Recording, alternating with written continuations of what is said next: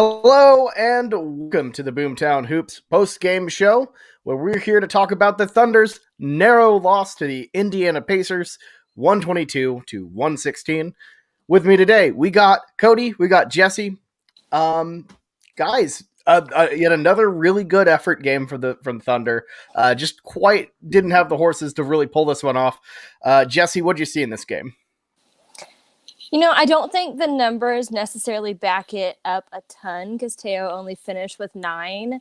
But I really liked in the first when nobody was getting back that we kind of saw him speak up a little. And then we saw the 3 at the end. So not the best numbers-wise, but I think it's safe to say, Teo's kind of a shy guy.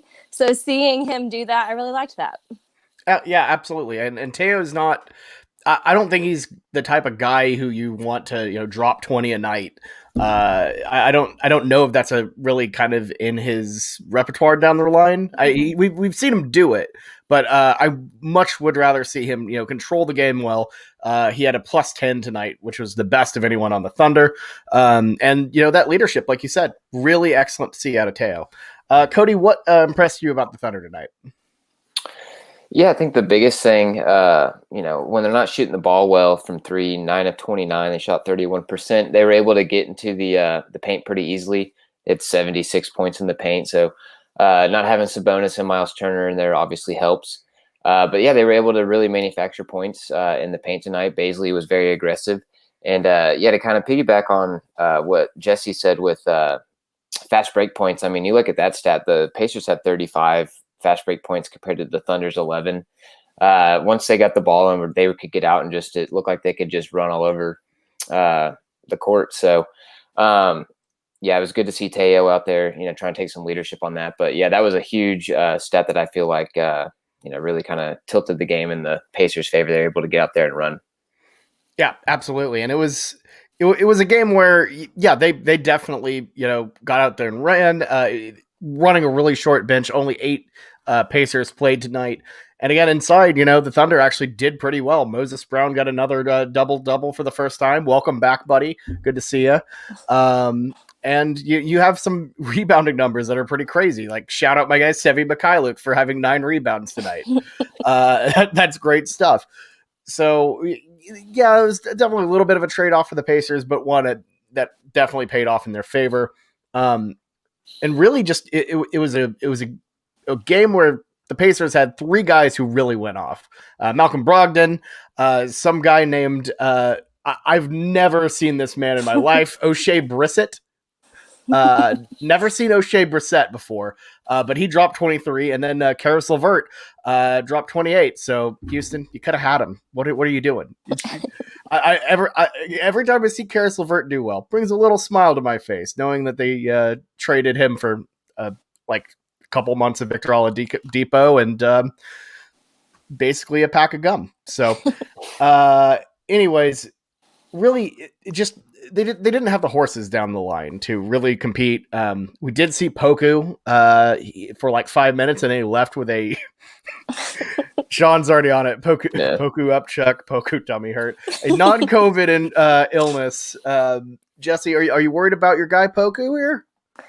I mean, with Lou being out this game, I was just kind of holding on to maybe a big Poku game. So feel better, but I'm sad about it.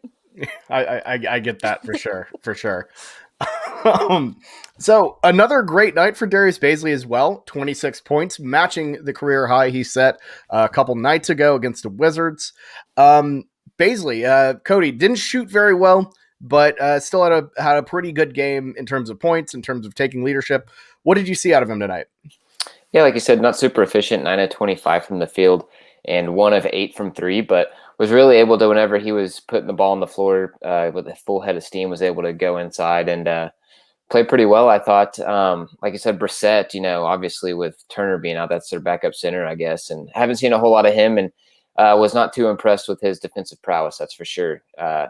Giving up 76 points in the paint as a team.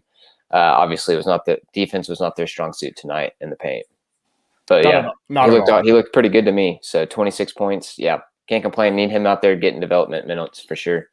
Yeah, no, absolutely. Sean over here also loving on some Tony Bradley, who he had a good game. I think it's pretty solid. 50% shooting, 8 points, not too bad. I like what I see out of the guy. Why not keep him around a little longer? A sneaky good Kenny Hustle game, 15 points on 50% shooting. Jesse, your thoughts on the Hustle man, or really anyone else on this team? Yeah, I mean, we always see a big effort from Kenny, but I do think maybe 6-7 games, it hasn't been the big outburst that we've seen in the past. And I do think we're asking him to kind of be in a different role than what he would thrive in. But I did think in this game he finished 15, 7 rebounds. So I thought he had a really good effort tonight, and then the points kind of followed. So yeah, I thought it was a big game for Kenny Hustle. Absolutely. Another good game for Sevi Mikhailuk as well, 20 points. Good stuff. I thought it was kind of a sneaky good game. If he was going to score 20 to me, I would have expected more from 3. So it was nice to see him get in the lane so much.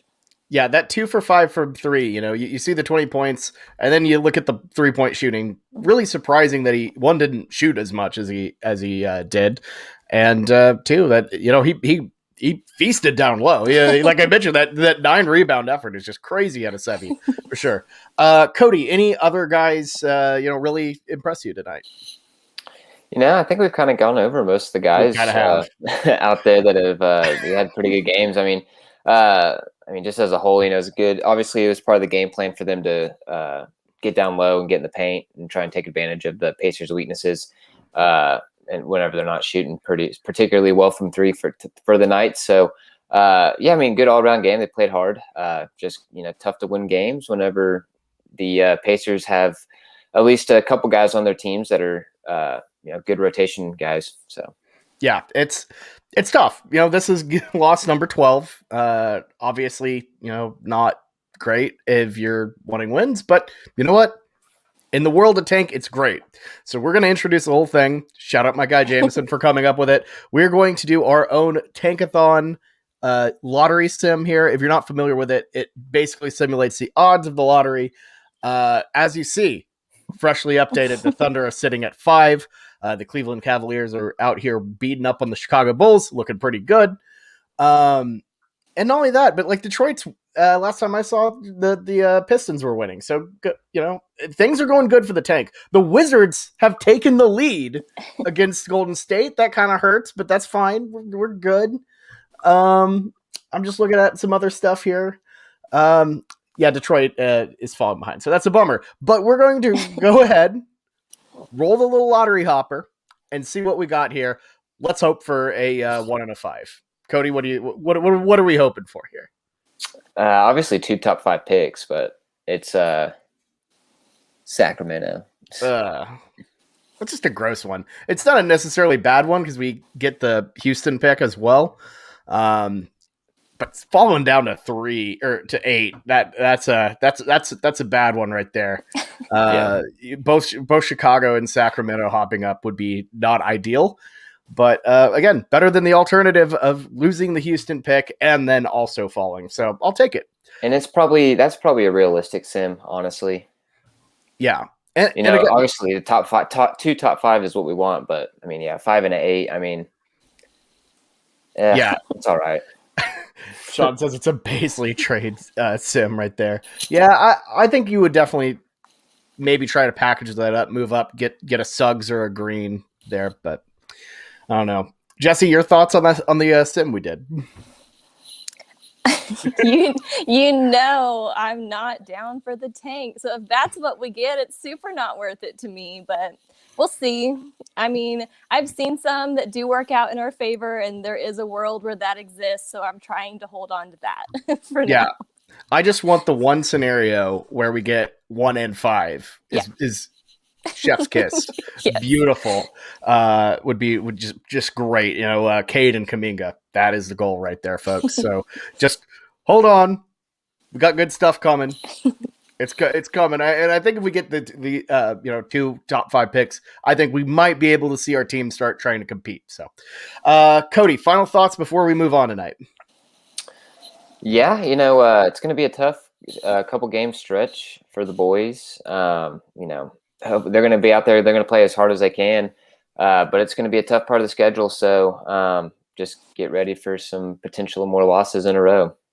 Yeah, I agree. So it's going to be tough. The dark gets, what is it? The night gets darkest before the dawn, I think. I don't know if that's actually the real quote or not, but we're going to get better. I'm cool with it. Jesse, your thoughts on yet another loss? Final thoughts. Yeah, I thought we had enough runs in this game to make it competitive, but it just felt like anytime we did something big, the Pacers had the response. So, yeah, couldn't get this one, but it was at least entertaining, and that's all I'm asking for at this point. Yeah, it was a close game all the way through, so it was some fun stuff. At least I agree. But yeah, that's all we got for tonight. Thank you so much for joining us, Cody, Jesse. Thanks for coming on tonight. Always a pleasure to talk some hoops with y'all. But that's all we got.